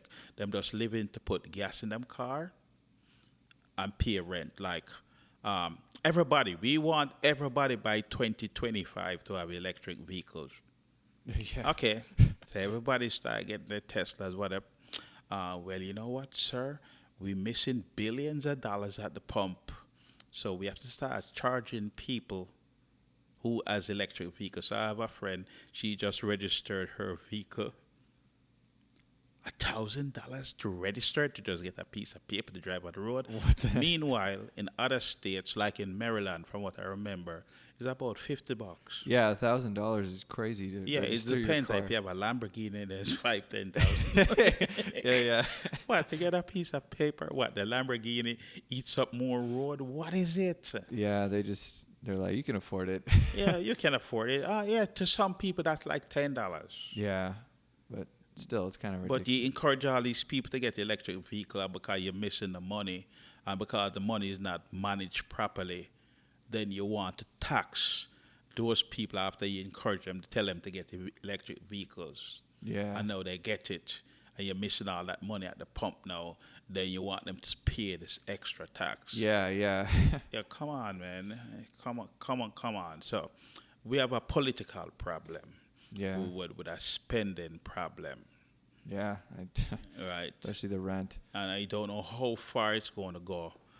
And I hope California don't fall on its face before whoever is running the state recognize that the first thing you have to control is the rent and the cost of living. You been to Oakland? Yeah. To the Bay Area? Yeah. It's heartbreaking up there. Yeah. You're seeing so many homeless people. And you have your standard drug addict. It doesn't matter how much you clean them up. Yeah. But when you hear like police officers sleeping in them car and teachers sleeping in them car, Yeah. because It's what a not right. greedy corporation who wants to be billionaires out real estate, as the only damn thing you can never ever finish pay for. If it's a bank, here's your money. Then the government say, hey, if you want to keep your lovely house, now you have to pay us to keep it. Yeah. I agree that everybody should pay a tax, but when you look at all the people who has the incentive to make $200,000 in material value, $2 million, is everybody on the receiving end? Right? The banks, the real estate agent, and everybody who is receiving money. Who is the only person who does not want this 250,000 material that they call, because that's what it really is in material, plus the labor costs. So who is the only people who don't want to pay too much past that? Is the person who is paying for it. So everybody on the receiving end wants this, and as a result, it just causes the whole economy to get unstable. Yeah. So that's where it needs to get fixed first. Cost of living get fixed first. These 2x4 and drywall houses, not to value of millions of dollars. Yeah. What? Yeah, it's just crazy. $1 million doesn't even really get you much out here. What? $1 million doesn't even really get you a whole lot out here. Okay, You know? for Yeah. what? Look at the type of material. Yeah. Drywall. 2x4. Look at some of these houses where they're putting them up. It's 2x4 and drywall. Yeah. It's not solid concrete and brick. But guess what? You can't get the same size houses as you was even describing. Yeah. Some parts of California, you're paying more, right, for a smaller place. Yeah, much more. right? And then you come out here, and then everywhere's catching the same real estate greed. Oh, it's going to go up. It's going to go up. Okay, how far is going to go up? Guess we'll find out. Yeah, when it's going to stop going up. Yeah. And people feel good because the 2x4 houses. Oh, my house is valued $10 million. How much you bought it for? Well, I bought it when it was $250. Well, that's what it really still value now. My house now is worth still. So what? You so stupid you want to pay $10 million in taxes for a piece of. If you light them as sick as a fly, it goes up in flames just like that. Then you have to jump through hoops to get money from your insurance. So come on, man. The politicians need to fix this. Yeah, man, and I hope they do, because we live in a beautiful place, and Of course. you got to get it right. So now that you're out here in LA, like, what does a typical schedule look like for you? Like, how do you keep yourself? I know you've been working on a lot of things, and I'm sure people are curious. I only leave like on occasion like this. Come out the house on occasion like this. Yeah. Otherwise, nobody where I live, nobody knows anything about me. Yeah. Know nothing.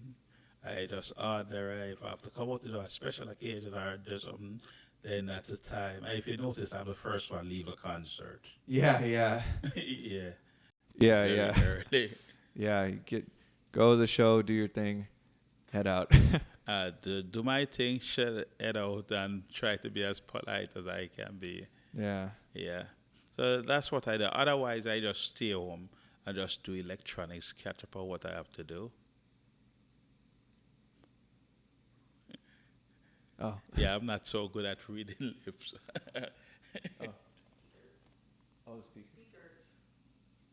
Build speakers. Oh. Do electronics.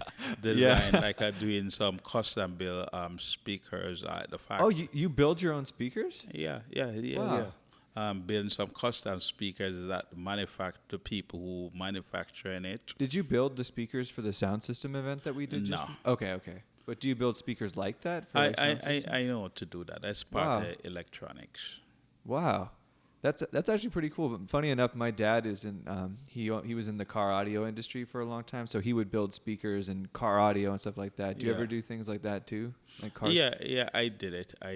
Wow. I did that before. Oh, that's awesome. Yeah. I did a bunch of things before I settled into electronics. I know how to fix cars. Really? Yeah. Know how to fix cars. Before I got into music, me and this friend Raymond, we used to go and repair Atkinson's truck that made out of fiberglass.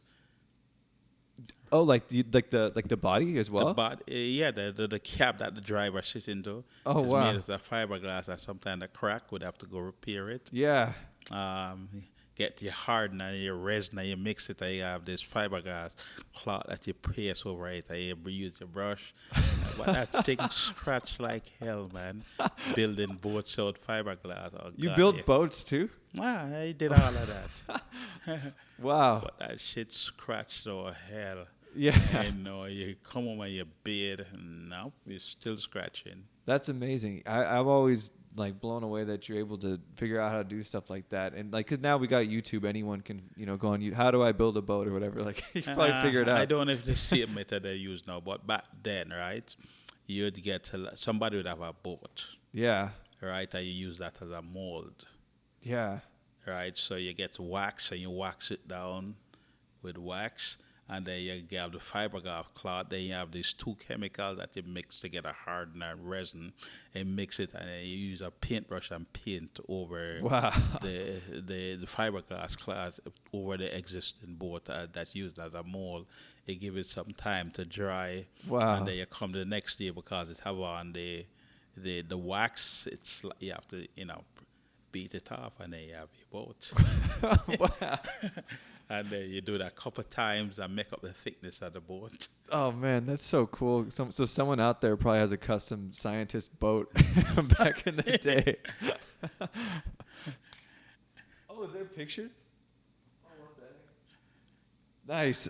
You have to send me these. I'll put it in the video. But there's a whole bunch of pictures of scientists building speakers. So would you carve the wood as well? No. Thank God for computers.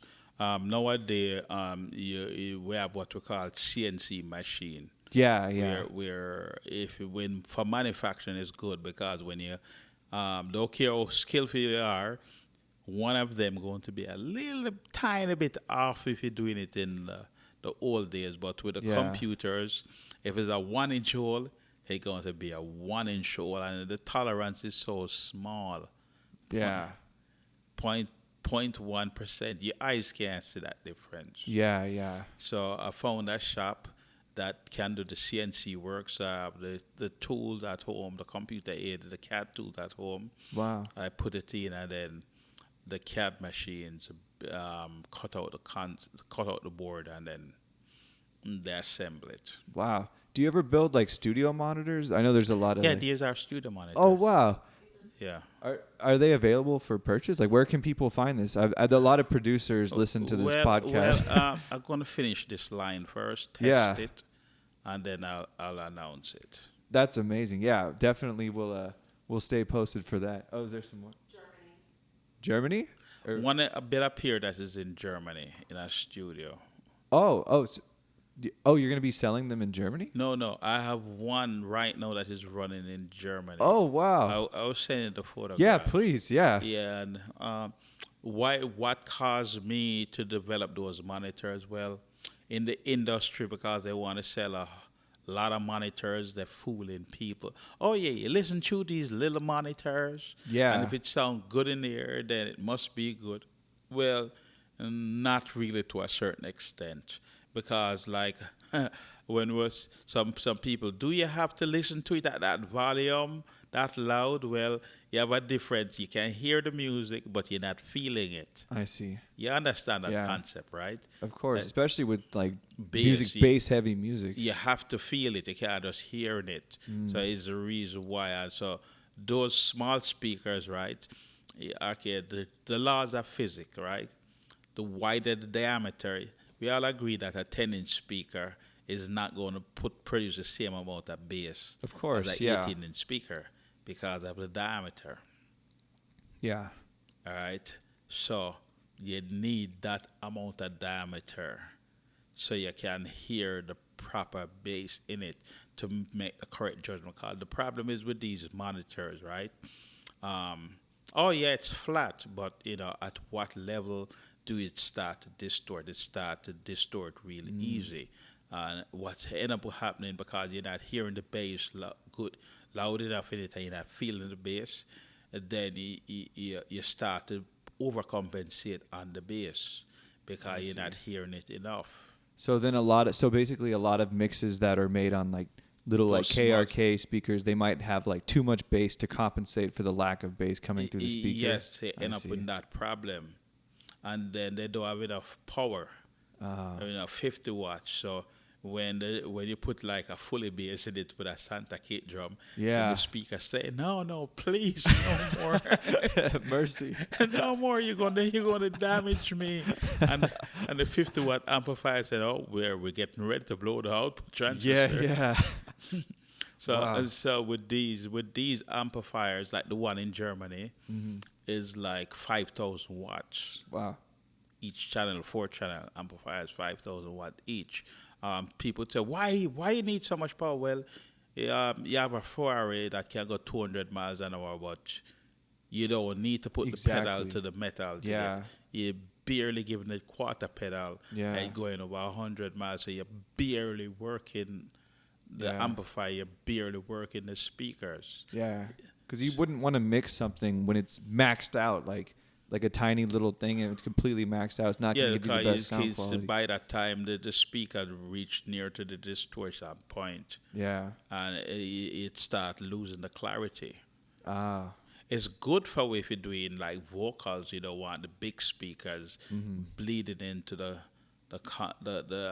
where the people doing the vocal. It's good for that. It have its purpose, right? But majority of those records that you hear, we don't use those near field monitors in Jamaica. Yeah. Found out long ago what the problems are with them.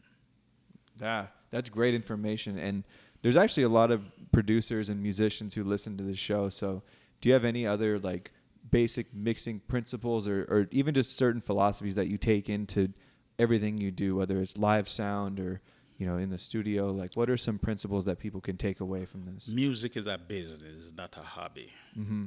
First is a business, because one of the most heartbreaking thing to a musician is know that you perform a masterpiece and then there's no money from it. Yeah. So the first thing is always approach it as a business. Yeah. Yeah, that's like one of the most important things is a business, not a hobby. Yeah, that's great advice. And it's like what we were saying earlier, What Yeah. about like from like an artistic standpoint? Like, what are some principles that you take? It seems like one of the things that at least I've gotten out of this conversation is kind of like the spirit of experimentation that even when you were a kid, like building different things, like always kind of being open to things. Think outside the box. Where I see a lot of artists go wrong, right? The same people who make you is the same people who can break you. The same people who you meet on your way up, if you have to come back down, They're still going to be there. they're still going to be there. Yeah. So don't get swell-headed and believe that everything is about you. Music is like any industry, whether you're running a pharmacy, what kind of shop, is teamwork. Mm-hmm. Everybody have to work with everybody, and everybody have to be respectful into everybody, the role that everybody play. Yeah. Even if it's the guy that is coming and playing the triangle at the end of the song. Ping. Right? That person is still important as you and I have it. Yeah. So music is teamwork. So you need your manager, you need your team of people around you, and everybody. Sometime with me, right? Like I'm working with a guitarist. He adamant about his guitar amplifier. Yeah. All right. So to get over the sound check here. Okay, use the guitar amplifier, but don't turn your guitar amplifier to the audience. Turn it to you. No, but I've been doing this like this for 20 years.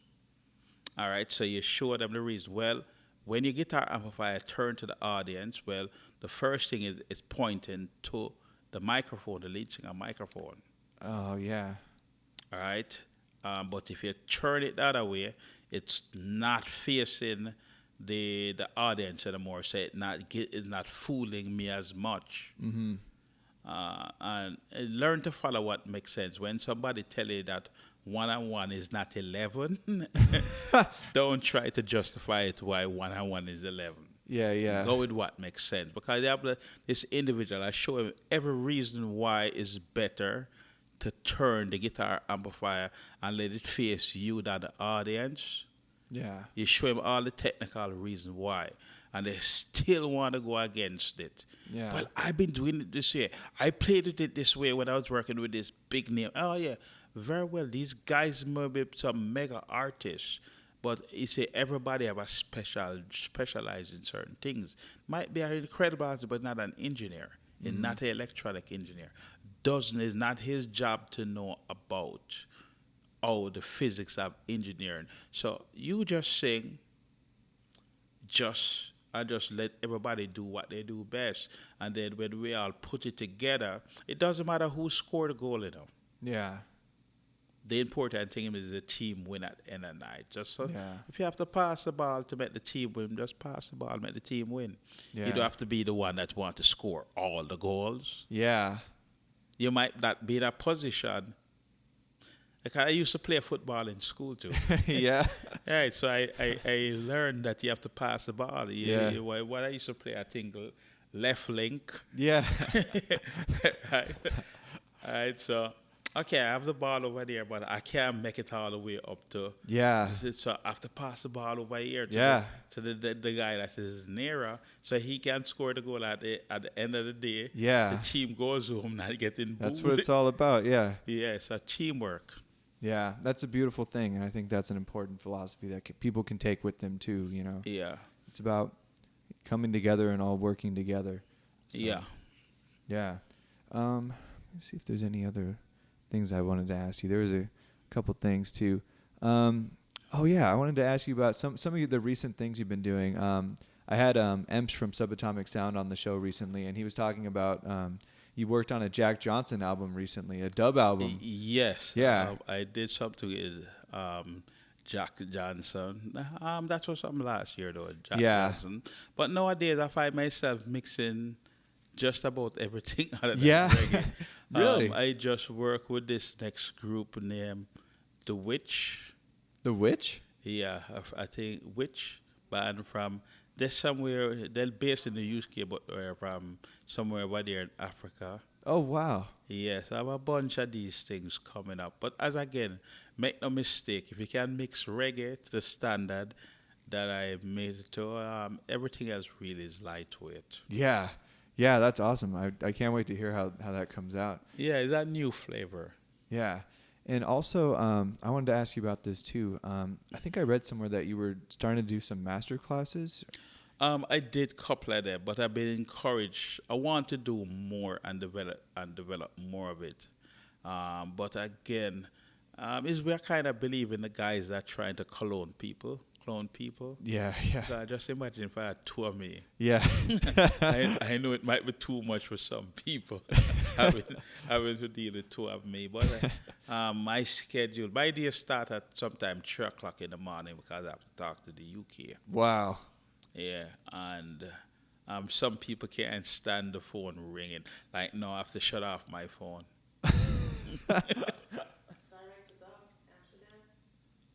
Yeah, Amsterdam. I just completed a recording over there. Oh, nice. Night Dream with Night Dreamers. Go back to teamwork. Yeah. All right, teamwork. The guys are over in the Night Dreamer crew. It was a perfect team. Like, for example, the guy that owns the establishment, huge establishment, about 3-4 blocks, studio, pressing plant, several mastering room. So I saw this guy coming there with this old school camera. Remember those old school like Polaroid camera? You click, click. Yeah, yeah. So him there, click, click, click. I didn't think much of him. He's very humble. Didn't dress up like, oh, I'm Jack with a corporate uniform. Not like that. Jeans, t-shirt, click, click, click. So we in a break. We all out there eating lunch, and then we get to find out. That's why I say you can't just judge people because you see them look. Yeah. But he was the guy who owned this whole Wow. establishment. A guy by the name of him called himself George. George. I forget how he spelled it. A nice guy. Nice. Nice guy. They took us out, took us to his house, meet his family. I tell you, a huge place, you know. Wow. I think Sony, used to own the operation. Pressing plant to press vinyl. Huge. So we did. Oh, dang. Yeah, so I had Mafia and Fluxy over there. Again, this guy is strictly old school, so he had a console that was built in like the 1930s out of Whoa. tube. That's crazy. Everything there, so he wanted me to record the album on that. Wow. That's, wow. Yeah, you ever seen those consoles with rotary knobs? I didn't even know they had consoles in the 1930s. That's Yeah, crazy. So we're one of the first that like consoles the- with rotary knobs and tubes, What the vacuum heck? tubes. Yeah, it had on just a basic tone control like what's on a guitar amplifier. Wow. Bass and treble, and then I have to cut it straight to disc. Wow. Yeah, well, we cut back dub plates like what you see in them. The guy there would have Drankin Joe in. He's in the voicing booth, and we're mixing a track like I would mix it going straight to disc, cutting dub plate. So we had also do that to disc, and the album just came out, and it's very. But again, the importance of teamwork and everybody respect everybody and don't judge people just because you see they look like that. Again, when I just come to America, right, I lived in Woodstock. Oh, wow. Yeah, I've been to Jimi Hendrix's house where Jimi Hendrix used to live. Wow. Yeah, I used to work in Beersville studio. Wow. And the woman that owned and controlled the studio, like a old white lady, But if you see her, she still drive our rusted out BMW. Yeah. She could buy 10 brand new BMW if she wants. She won half of Bearsville. Lady by the name of Sally Grossman. Wow. She used to be married to Albert Grossman before he died. They produced the Woodstock Festival at the Whoa. Don Dillon and all them. So she's from that era. And she becomes like my like a buddy. Wow. When she wants to go to Queens, me and her would drive down. Wow. to Queens. Wow. Yeah, but you seeing her. She's not trying to prove anything. Yeah. Oh. Oh, there's a tour? UK tour? Yeah, having a UK tour coming up. I'm glad you're here. Yeah, well, I'm glad Dennis is here because certain things I step out of it. Yeah, you've got a tour coming up? Yeah, a Wow. UK tour. We're doing Jazz Cafe. They invite me Oh, there. wow, that's an amazing venue. Yeah, Wow. yeah, and then Is Mike it YouTube where you're DJing? Oh, okay. Yeah, she might do the same. Nice. Yeah. And I'm going over to France. I want to visit back that studio in Germany. What band is Well, are I'm you going to be working with? using Mafia and Fluxy this time. Okay. So going to be doing them, and again, they all agree because they're seeing the results. No guitar amplifier. Yeah. Do they just use like in-ears? Well, yeah, in-ear is the next important thing. Yeah. I remember 40 years ago when I tried to get some bands in Jamaica to use headphones on stage. Yeah. They all laughed at me. You're crazy, no headphones. We need amplifier. Because I discovered the problems with stage monitors back then. Because Wow. with the stage monitor, it's doing the same thing with the guitar amplifier. It's getting everywhere. Yeah, yeah. And so you can turn up so much and no more without feedback. Yeah. Right? But with in-ear monitors, it cuts out that bleed. Mm-hmm. And so why they develop in-ear monitors, like the type you're using now, Yeah. is for the exact same reason Yeah. that I discovered 40 years back then. So everybody agreed to the in-ear monitors. That's great. We did it to one club when it was in Australia. Yeah. And we get like studio quality recording. That's amazing. Yeah. Right? They could really crank the vocals now because if it was a standard wedge, but you couldn't turn up the vocal and get that clarity out of it because of feedback. You kind of want to go up on some, but sometimes again, let me give you part of the problem is the artist, right? Like they'll be mumbling in the voice here, the distance here where I have the Yeah, like way far back. far back. Turn me up. But the correct position on the mic is like this. Yeah. Hello? You hear the difference? Yeah. But this is how I've been singing when I was trained in church. Well, son, that's the correct way. You need to be right here on top of the mic. Yeah, like let the mic capture your voice. Kissing it. You hear the difference? You hear when you come right here, you're not hearing it too much. Yeah. You hear when you come right here, can you hear? But the only thing you have to do is to turn me up. No, I can't turn you up no more. The mic is at the limit. You'll get feedback. Just come to the thing. But this is how I played my biggest concert, singing like this. And you're giving them all the logical reasons, Yeah. why, and you're showing them how loud it is right here. Here, you can't hear it right here. And they try to give you every excuse in the world and tell you, just turn me up. I can't hear myself. Well, you're not on the mic using the correct position. Yeah. You're using the mic like you're some sports commentator. We're using it down here by your chin. No, that's the wrong position, the mic. Put the microphone right here this. And then now I don't have to crank up the gain too much because you're at the correct position. Yeah, because you're using the mic correctly. And some of them will give you the every excuse in the world. Well, when I was working with Bob Marley, this is how I sing. Yeah. Okay, all right, fine. And then when you have the wedges is a problem. Yeah. But the in-ear monitors, they can more get away with it. Yeah, and I see what you mean about getting like that studio quality because at that point it's basically like you're in a studio because in the studio, everyone has headphones and they're playing at pretty soft level. It's kind of the same thing. I'm glad he said that. So Yeah. why in the world, right? You can play with headphones in the studio. Yeah, right? but not live. But you can't do it live. Yeah. Yeah. Yeah. Yeah, so that's the advice I'd have to give. Teamwork, everybody respect everybody's position. It's Yeah. not just about one person in the band. Or it's have your own one band operation. Yeah. That's excellent advice. And when are you leaving for that tour? When can people catch you out there? October? In October, yes. Okay. We're still adding on some more dates. Oh, awesome. Is it Yeah, gonna and then we have something coming up in September in North Carolina. Then going Wow. to Sister Nancy Great American Music Hall. Nice. Yeah, that song Bam Bam. I mixed that song. You mixed that? Yeah, Wow. I didn't know that. yeah. Well, again, when I hear the recordings on that record, Yeah. I did record the track. Uh-huh.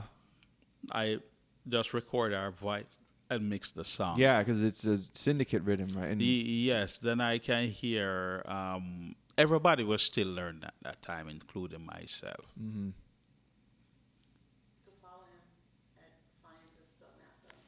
Scientist Dubmaster on Instagram, everybody. Check it out. Follow his page. Stay up to date with everything he's doing. Yeah. Yeah. All right, man. Peace out, everybody. Yeah, man. One more thing before I go. Yeah. There's nothing larger than life. Oh, he's larger than life. Why, stupid fool. There's nothing larger than life. So thank God for life. Thank everybody, you so much, peace man. out. Yes. All right. Excellent scientist. Thank you, Yeah. guys. Yeah. All right, that concludes today's episode.